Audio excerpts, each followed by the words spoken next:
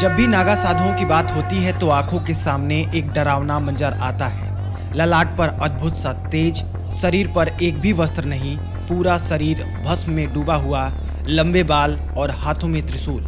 आज की इस वीडियो में हम नागा साधुओं से जुड़ी कुछ महत्वपूर्ण बातें आपको बताएंगे कि असल में नागा साधुओं का जीवन कैसा होता है। 13 जनवरी को उत्तर प्रदेश के प्रयागराज में महाकुंभ की शुरुआत हो चुकी है। इस बार का कुंभ बेहद खास है।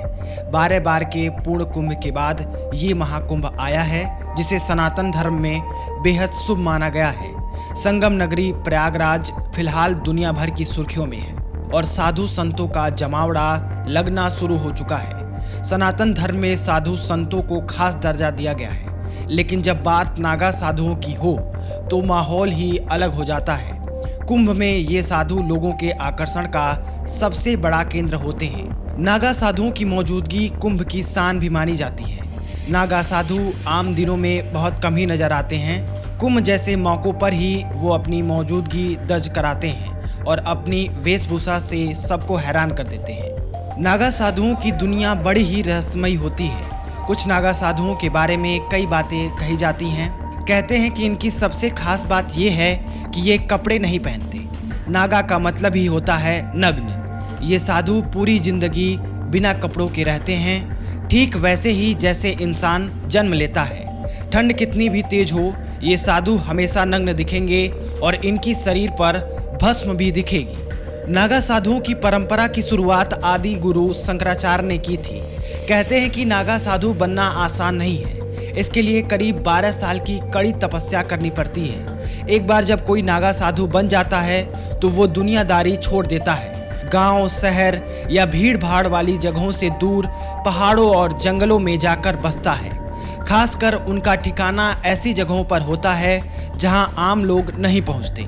नागा बनने के लिए शुरुआत में किसी अखाड़े में शामिल होना पड़ता है, जहां गुरु की सेवा और कई छोटे मोटे काम करने होते हैं। पहले 6 साल बहुत जरूरी होते हैं। इस दौरान साधु बनने की शिक्षा मिलती है।